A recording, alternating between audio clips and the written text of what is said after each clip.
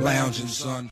But hey, fuck it. Let's get into the interview. Anyways, welcome back to the Comic Lounge. My name is Ryan, and with me today I have Craig CK from the. I know you from the Cartoonist Kayfabe group. You know, we were just talking about that.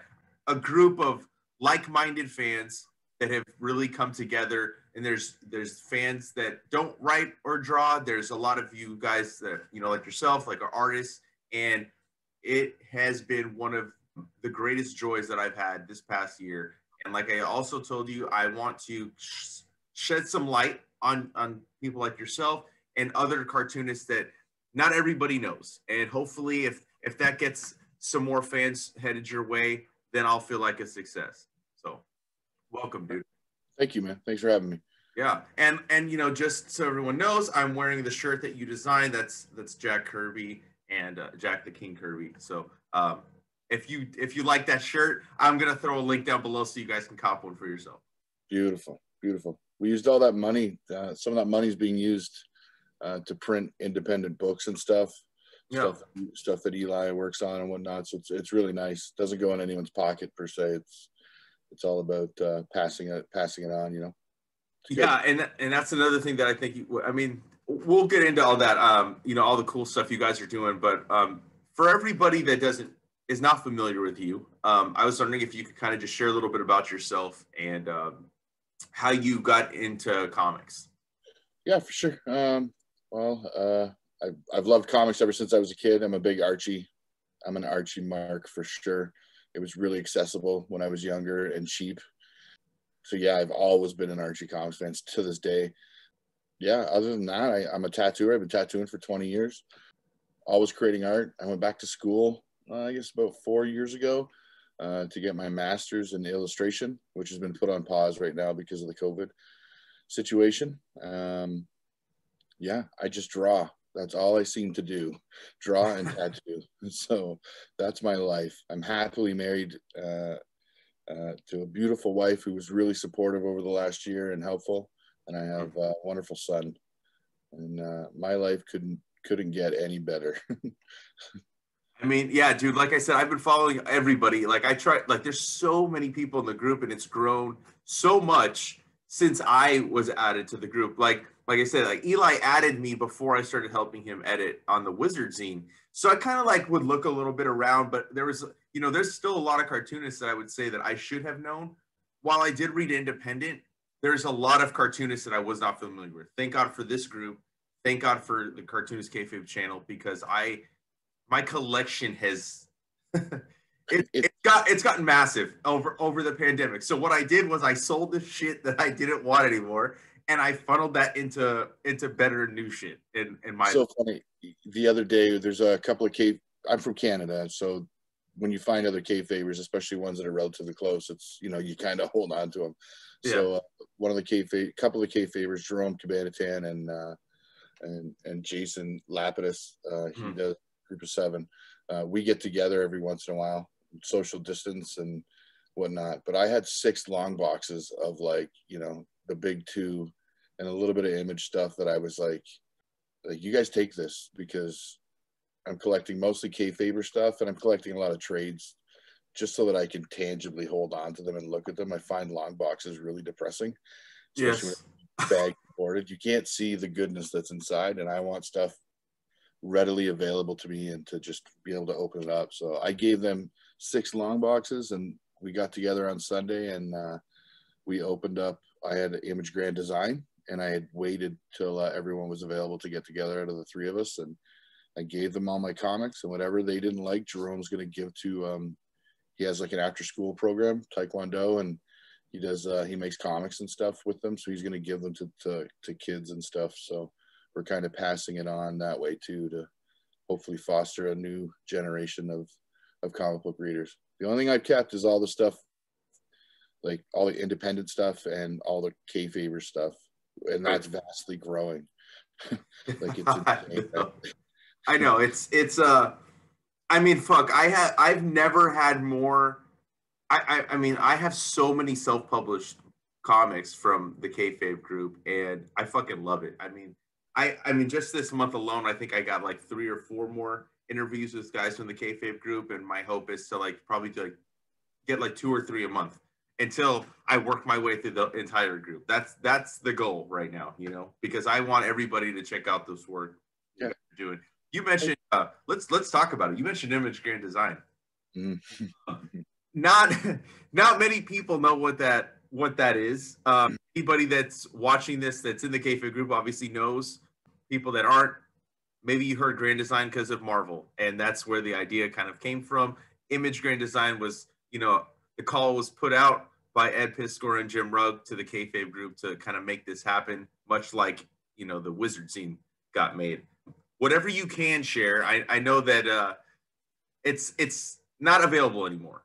Well, I think there's going to be a wider release. I think that's the general plan. Right. Yeah. So the call was put out again. Jerome, who's like everywhere, he kind of like, you know, pushed it. I know Michael Kemp, I believe, had an ad in Wizard, like kind of like a faux ad, and then Jerome was all over it, and then it just blew up from there. And there was a set group of guys.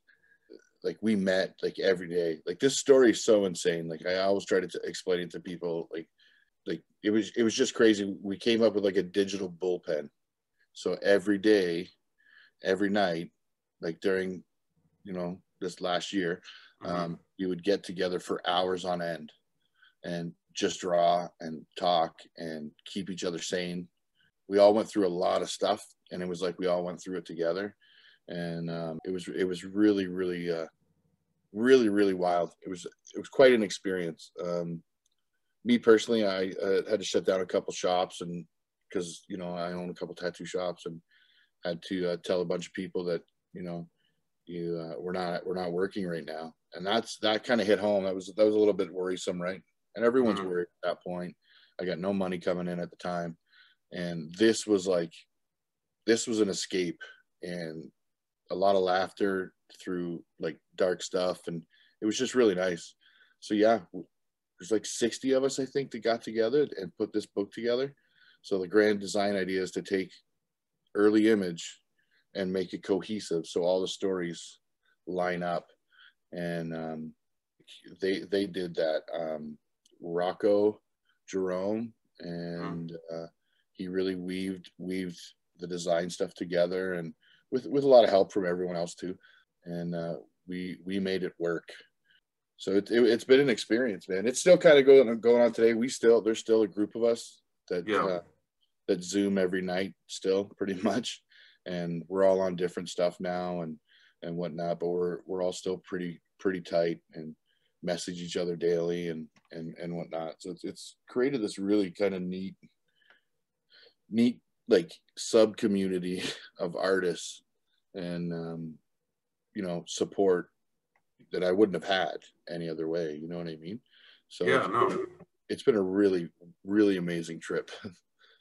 Yeah, I mean, it's been amazing to kind of watch. Like I knew it was going on, and I mean, I guess I probably could have tried to write something, but like I don't know, I was just so busy, and like I don't think I realized it was going on when it was going on. I just knew that it was happening, right, because of Eli.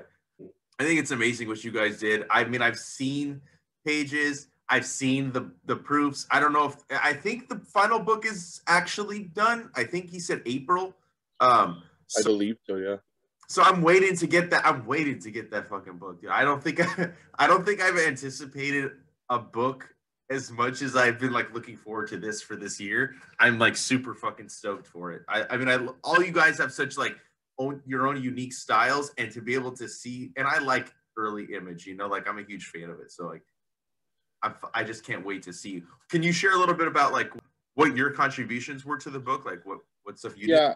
Well, for me right away, it was like, I'm a big Jack Kirby fan, huge Jack Kirby. I have like 4 or 5 guys that I absolutely think, you know, that's who I would like to model myself after. Of course, it's Kirby.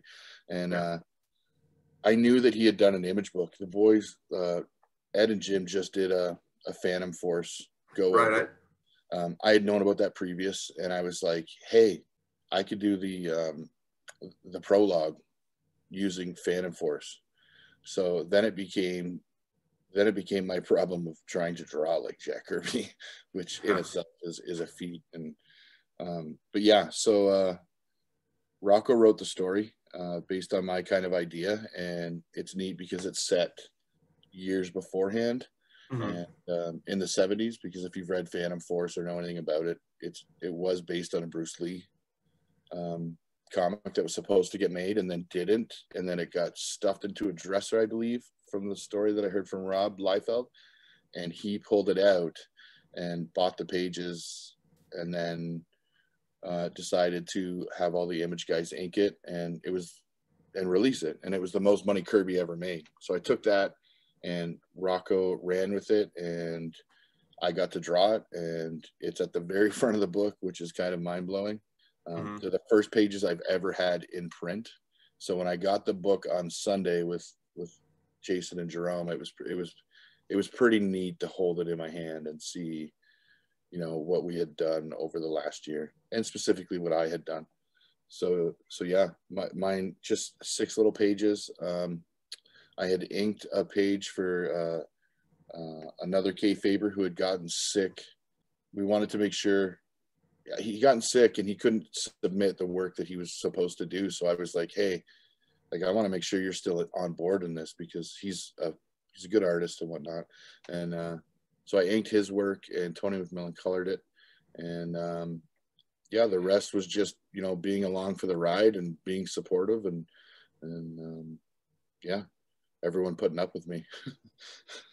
I mean, dude, like I said, it's a testament to like just the love of comics. That, to me, that's why I think I'm so excited for it, because you guys didn't do it for money. This is all love. You know what I mean? Like, it's all for the love of comics, and you don't often see something of this magnitude come together with this many creatives that aren't making a dime. You know, so I can't wait to see what you guys put together. There's some, yeah, and like the people that contributed to it and whatnot, it's like kind of mind-blowing, and worldwide. Like, it's not isolated to like North America or whatever. It's like, we got cats from Australia, like, you name it, man. And it's just really wild to see the amount of people, you know, that came together to do it, and a testament to Eli too, to keep it all. He is I can't say enough about him. He is one of the great things that came out of this was a friendship with everyone, Eli included. I just find him to be he manages people really well, and he's got a good heart. So it just, still, when I think about it, it's a little bit overwhelming, the amount of fine work it had to take to conduct all this, and it's a pretty big deal.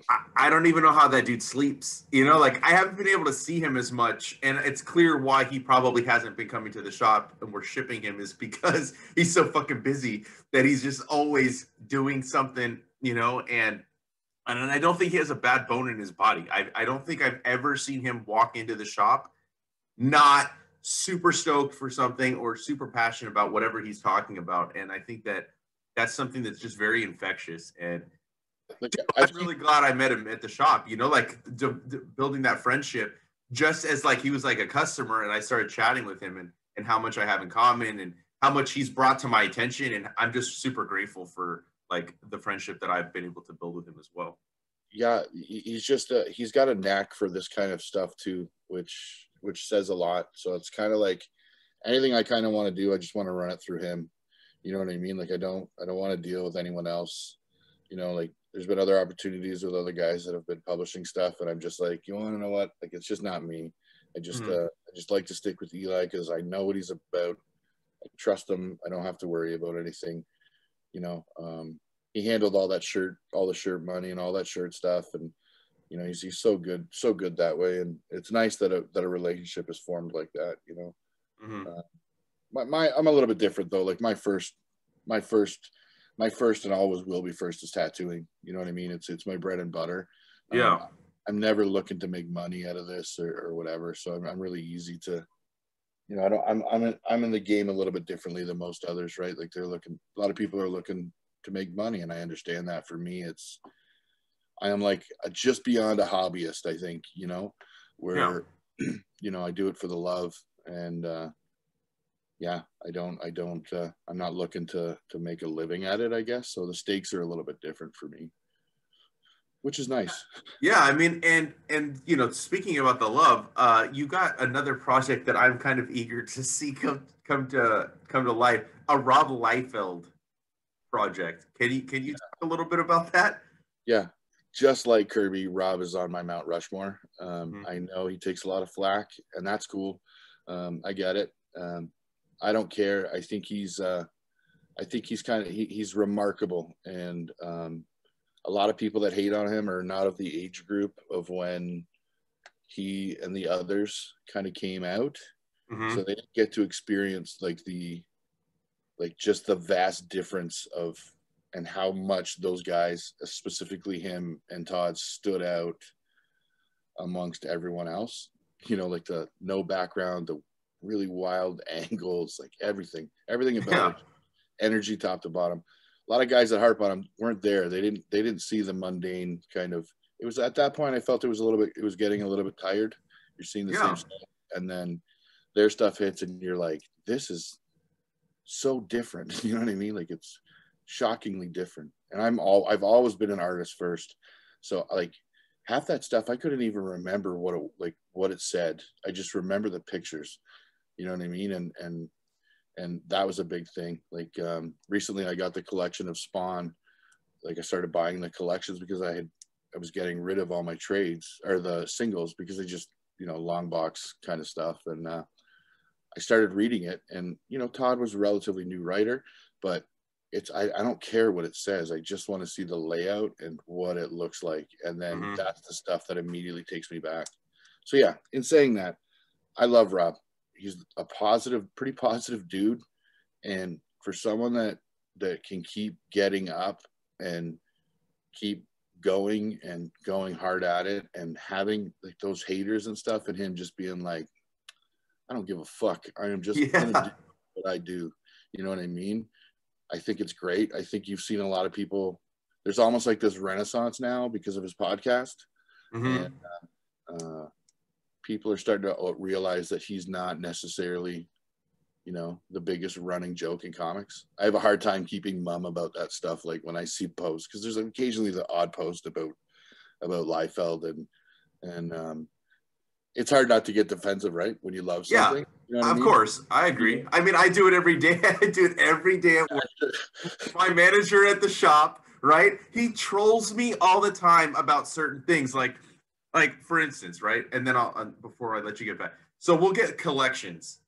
So, all right, well, we got boxes. Like, I'm gonna go through it and I'm gonna pick out the single issues that I want, right? So, like, I found a bunch of old Image stuff, and I'm like, how much am I paying for this? And he's like, and I'm like, because I can't see his mouth because of the fucking mask. So I'm just like, I'm looking at his eyes, and I'm like, you're fucking judging me right now, aren't you? And I'm like, I don't give a fuck. Just tell me what I owe you. This is what I like. Like it's not nostalgia.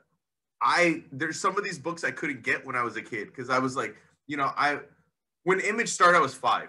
I got into comics maybe like in between 5 and 6, right? And I've been collecting comics ever since.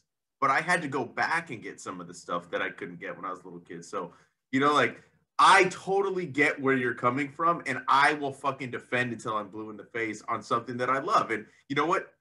If you don't love it, fine. You don't have to fucking bash it either. You know what I mean? Like, don't discount somebody's love for something or what they get from it, because just because you don't get something from it doesn't mean other people don't. And I agree on the Renaissance from Rov Liefeld because I listen to that podcast religiously every day that it comes out. That thing is on. When I'm doing polls on Tuesdays, his podcast keeps me company while I'm fucking doing the polls. So get this, Eli wasn't a big fan, and I kept pushing him. I was like, Eli, you trust me. Like he was probably so tired of listening to me talk about Rov Liefeld, but I was like, listen, like you gotta listen to this podcast. And eventually he did, and I get a message from him. He's like, I think I love Rov Liefeld. And I was like, see, like he's just, you know what I mean? It's just that like never give up, never die, like attitude. And I can't imagine being trolled as much as that guy was and is at times, and Mhm. still having Like that's what's inspiring to me, is the ability to be like brush that shit off and be like, I know who I am, I know what I'm capable of, and I will prove you wrong every way, shape, or form that I can. And I just find that really I find that it's pretty amazing. Like, it's such a good quality and a hard quality to have. And so yeah, I want to write about and draw about his life in comics. So the idea is, so the first thing I'm doing is like an issue at a time. And right now I'm doing his break into DC, like his initial break. He had some other stuff in like Marvel Fanfare stuff beforehand, but his real big break was on Hawk and Dove. Right. So I just took that podcast and I wrote down, like, by hand, word for word, what he said. Oh, hell. And I just started breaking it down. And then I was like, his style isn't conducive to what, like, I can ape almost anyone's style. Like, it comes from, 20 years of tattooing, where, know, you're basically like tracing stuff over and over and over again. Like, that's the deal.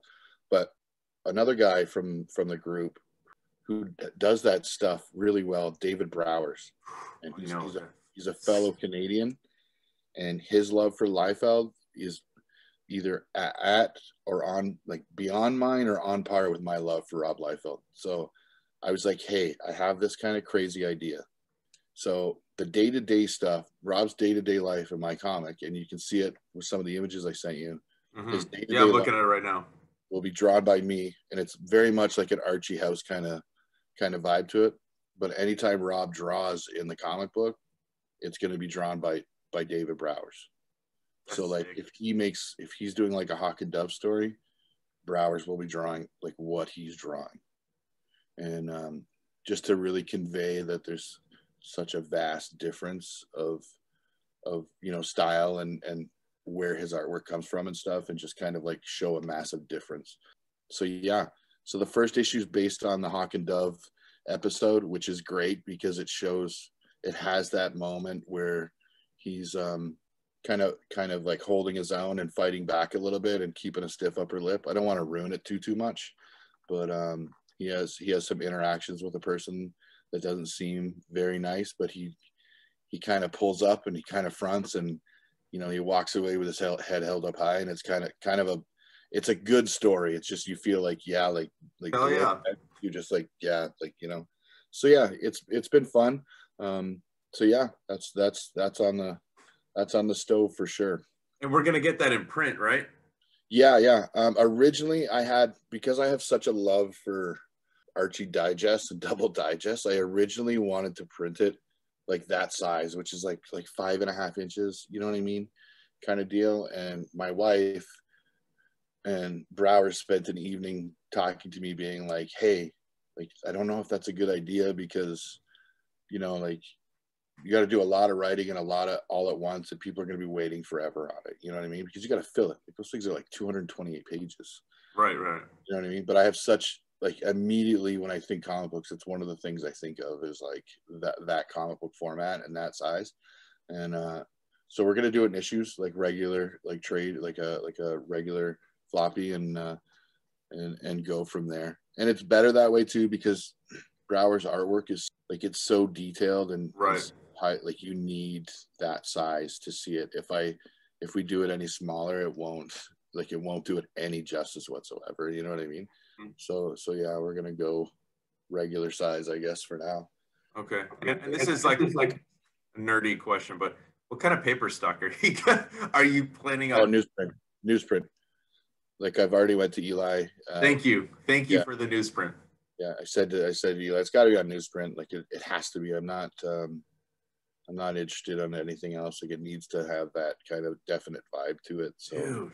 Yes, nobody does fucking newsprint. It pisses me off. I love, like, that's like another. Sometimes I really cannot stand like reprints, especially from back then, because when they recolored the stuff that was on newsprint, the colors like almost burn your fucking retinas, dude, as you're looking at them. So like, I've been going back, and like I was getting some of the stuff because of Rob. Actually, he was talking about the Avengers West Coast, because of WandaVision. So I went back, and I'm like, I was going to get the trade. I'm like, nah, I'll get the singles. And it's just such a different reading experience, even reading like that. You know, it is like it's vastly different, and it's weird too because when I think of Image, like I don't think they ever printed on newsprint, right? Like right for them. But in saying that, it just for me it has that.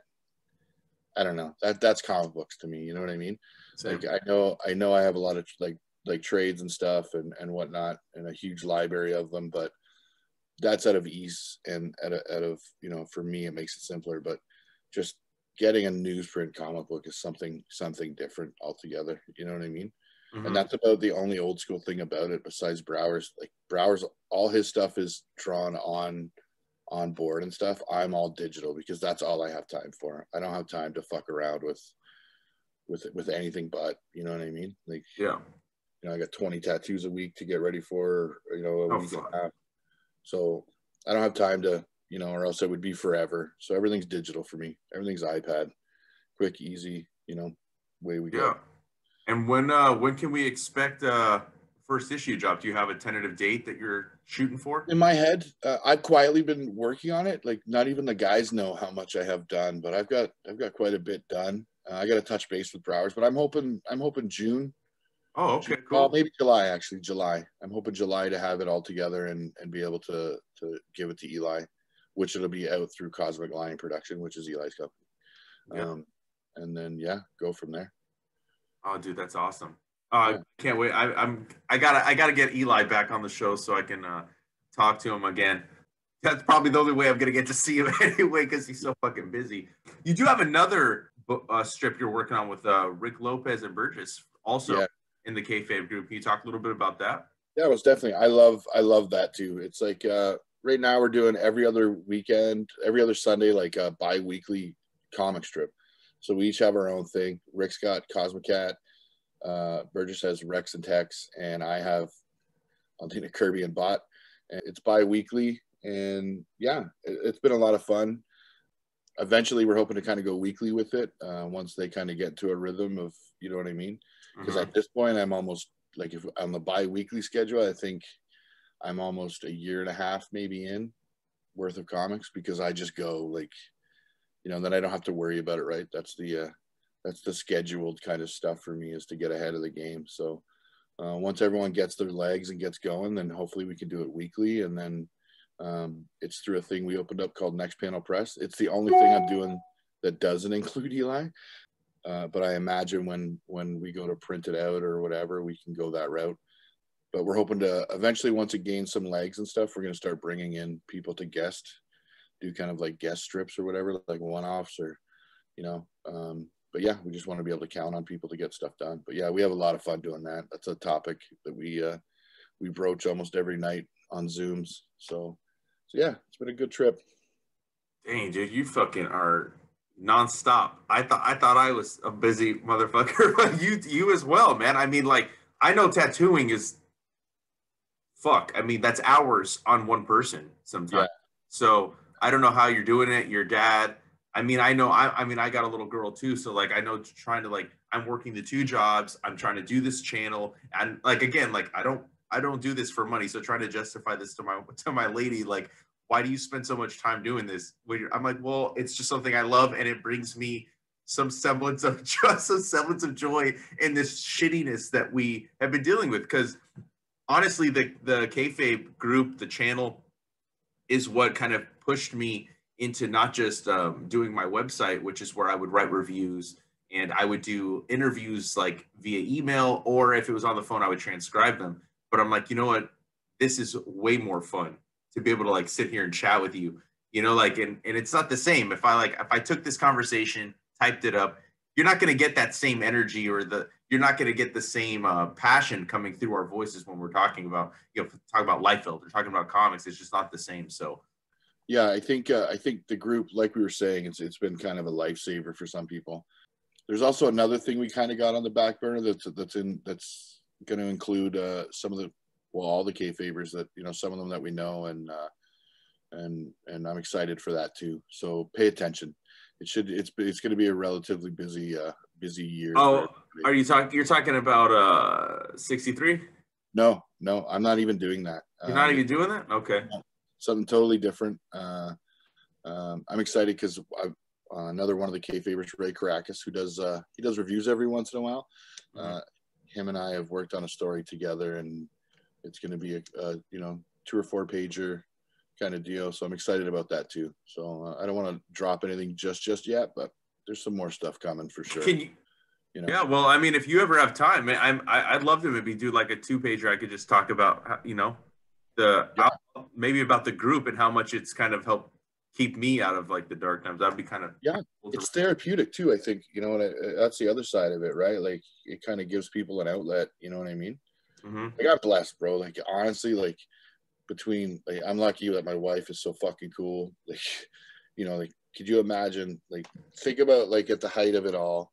When everything when the world first shut down, and I'm on Zoom from like 1 o'clock in the afternoon with Rick Lopez till about 6 o'clock in the afternoon, where I eat dinner, I eat, I go take a nap, I get up at like 9 or 8, I go for a ride with the wife, like we go for a drive, and just to keep everyone sane and get out of the house a little bit, you know what I mean? Go get a coffee, come home for 9, and then on Zoom till 3 o'clock in the morning, 4 o'clock in the morning. And she's supportive the whole way. Like that's awesome. That's not gonna that doesn't happen to everyone, man. I'm fucking that way. No, that definitely don't happen for everybody. I mean, like I told you, my lady's like, "The fuck are you doing? You're always in that fucking room. You're always fucking editing. You're always talking to people." And that's the cool thing too, is like when I'm on Zoom, she's right beside me, so she's included. Like she knows all the guys too. All the guys love my wife. Like she's she's always there talking shit with us and joking around, and so it's nice. It's kind of like it's been good for us in general, you know what I mean, including my wife. So yeah, man, it's been a wild ride. That's cool. I do want to ask a little bit about your tattooing, man. Can you talk a little bit about like the different how that outlet is different for you than like illustrating? Like I know you said like tattooing, that's your bread and butter, right? So like comics is just for the love of doing it, but you have to love tattooing too. I mean, it's tattooing's hard, and I think it's hard to do, and it's hard to do well, and it's hard to do consistently, because it can get pretty draining because you're involved. It always involves someone else, right? So there's always the customer side of things, and I'm really good with customers, but I get really tired. There's always a group of really great customers, but you're always dealing with different types of people, so it can get a little bit draining. In saying that, they kind of go hand in hand, illustrative wise, but there's some vast differences. Like it's a one-off kind of thing, and clearly the medium is totally different. Making a tattoo is a lot harder than making a comic, I'll tell you that much. Well, I guess the sequential part is tough, and getting telling a story that way is probably up there too. But when you're working on something that's always moving and consistently changing, and you have to adapt quickly, it can be a challenge. But yeah, the biggest thing I think that have helped, the kind of how they helped each other for me is like deadlines. Like on the comic book side, if someone wants something, I can definitely get it to a deadline pretty good, because I'm used to being on point. And drawing, it tends to make me just want to draw one image at a time. You know what I'm saying? Like I might draw like a page, and then it's nice having like 2 or 3 projects on the go, because I can bounce back and forth. Right. And the drawing tattoos also offers me a break, but because I'm so used to drawing like one image and then moving on to a different, I think that works for me comic book wise, because I'll draw a bunch of one, move on to the next, and just kind of, so everything kind of remains kind of fresh, you know what I mean? And it's really weird. It's like you miss sometimes, like if I haven't drawn the Liefeld stuff for a bit, I'm always like, oh, I can't wait to get back to drawing that. You know what I mean? Or, but yeah, it's a really wild thing. And it's been fun too. It's been a long journey, 20 years, 2 shops. It's good times though. Good times. Well, if I make it to Canada, I definitely want to get some work done by you. That's for sure. I got a lot of canvas left. I just want to get full. I almost have this full sleeve done. I got a lot of space on here. You know what I mean? So there's 4 or 5 tattoo artists in the kayfabe group, and I kind of talked to them. Eamon Hill, he's in Grand Design, and he's great. Anthony Max, he's in the group. He's a phenomenal tattooer. I believe Keith is in the group as well. Keith Cermillo. Carlos Cardova, I believe. That's his name. He's from Phoenix. But yeah, Eli says that there's a kayfabe con, which he wants to do when the world gets back to normal. He said he's like, you could set up a booth and make big money.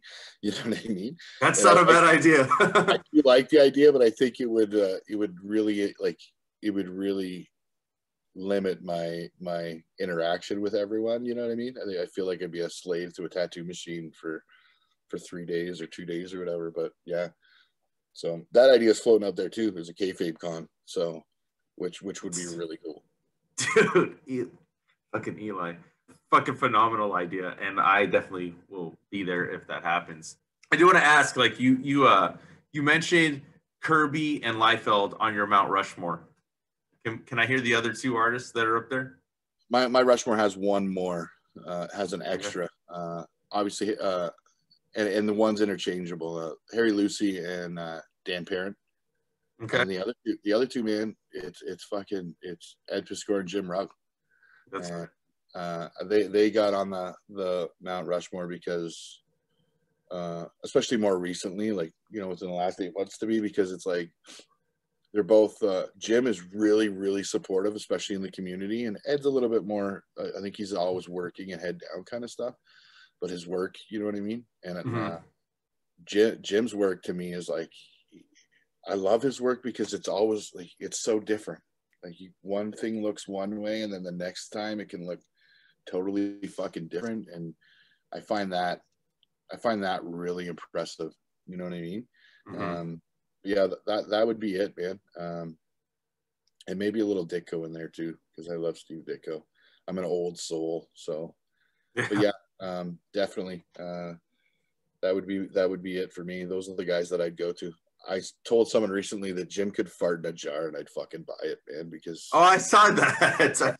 Did you post that? I think I saw you post that. Like, honestly, like, that guy is like, he's just so versatile and like and he's just a good dude. Like, I don't know if you've ever spoken to him.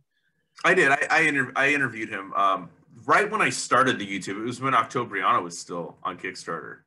So you know, when he talks about comics and he's getting excited, like that comes out, and you can see his love for comics. And I fucking love that, man. Like when he gets excited and stuff.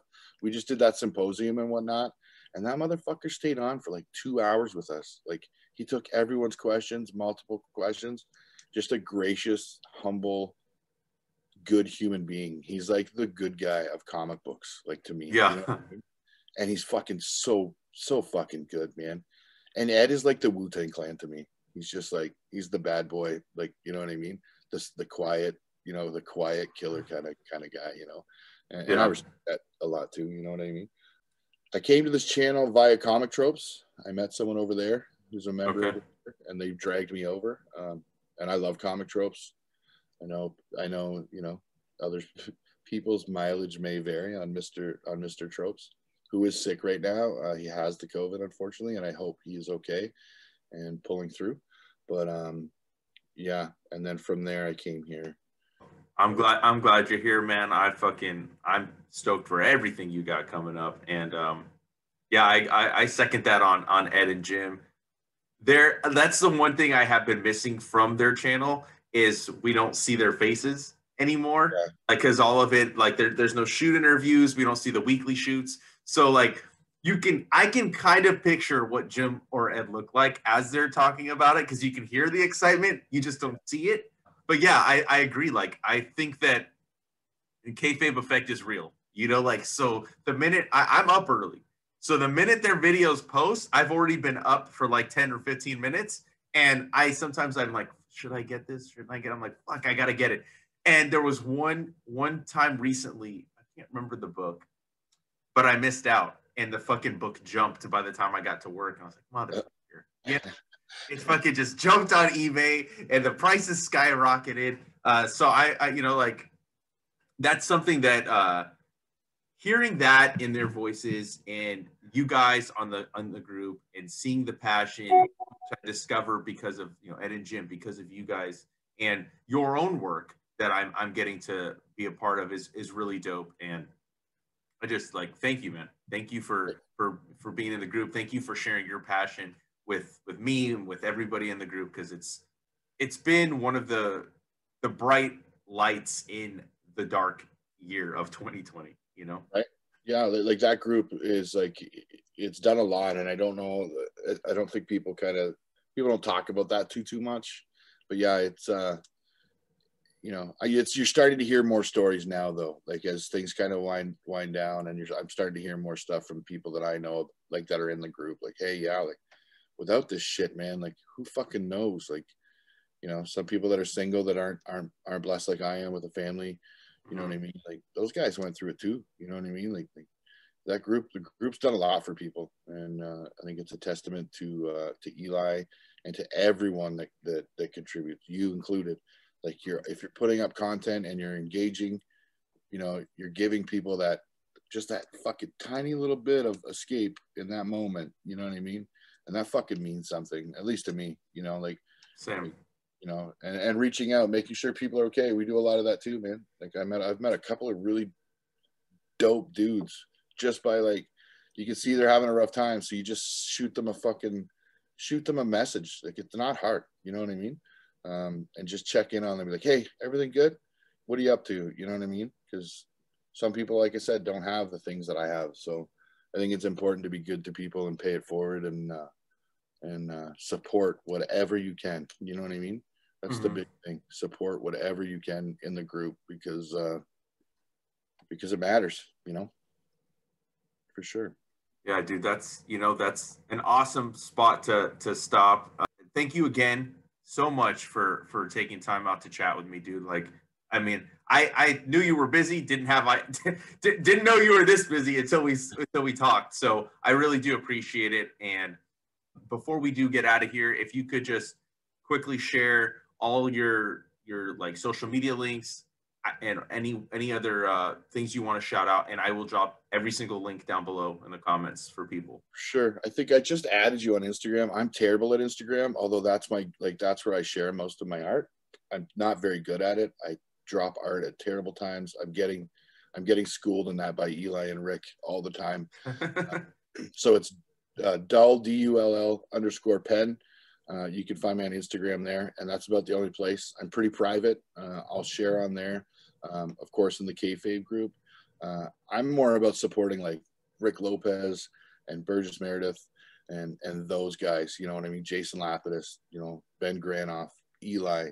I want them to get all the focus if I can, because those guys are my bros, man. They're my people. You know what I mean?